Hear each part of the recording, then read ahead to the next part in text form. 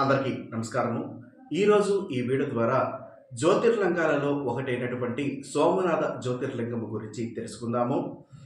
ఈ జ్యోతిర్లింగము పరమ పవిత్రమైనది. సోమనాథ దేవాలయానికి సంబంధించినటువంటి చరిత్ర స్కంద పురాణంలో తెలియజేయడం జరిగినది.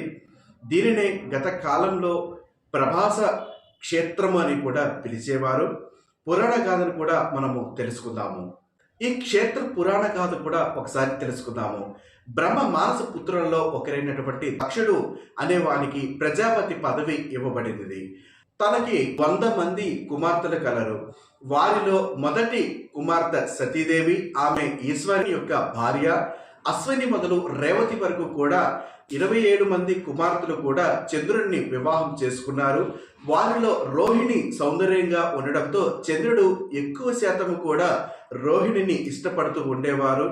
రోహిణిని ఇష్టపడము మిగతా 25 మందికి కూడా ఇష్టం ఉండేది కాదు. ఆ ప్రేమని మా మీద కూడా చూపించడము లేదు అని ఎంతగానో బాధపడుతూ ఉండేవారు. ఒకనాడు ఆ 25 మంది కూడా తన తండ్రి అయినటువంటి దక్షుని వద్దకు వచ్చి, తండ్రి, చంద్రుడు మమ్మలను సరిగా చూసుకోవడం లేదు, కేవలము రోహిణిని మాత్రమే ఎక్కువగా ఆప్యాయంగా చూస్తున్నాడు, మా మీద ప్రేమ అనేది తగ్గుతుంది అని చెప్పగా, దక్షుడు చంద్రుడిని పిలిచి ఒకమారు, ఇలా కాదు, సరిగా అందరు భార్యలను కూడా సమానంగా చూడాలి, ఎవరి ఎక్కువ ఎవరు తక్కువ కాదు అని చెప్పాడు.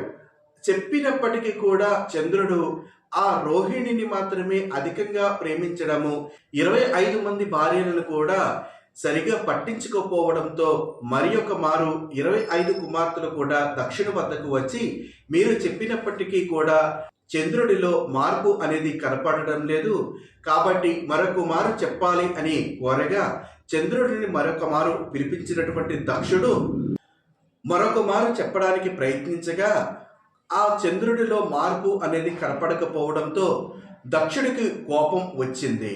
కోపగిచ్చినటువంటి దక్షుడు చంద్రుడిని ఇలా అన్నాడు, ఏ సౌందర్యము నిన్ను దురహంకారిని చేసినదో, ఏ కళని చూసి నువ్వు కళ్ళు గానక ప్రవర్తిస్తున్నావో అవి నీ నుంచి దూరమయ్యి చీకటి మచ్చలాగా మిగిలిపోతావు అని శాపం ఇచ్చాడు.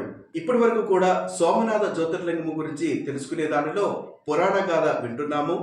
చంద్రుడికి శాపం ఇచ్చిన తర్వాత చంద్రుడికి శాపము విమోచనం కలిగిందా లేదా తెలిపే విషయము మరొక వీడియో ద్వారా తెలుసుకుందాము.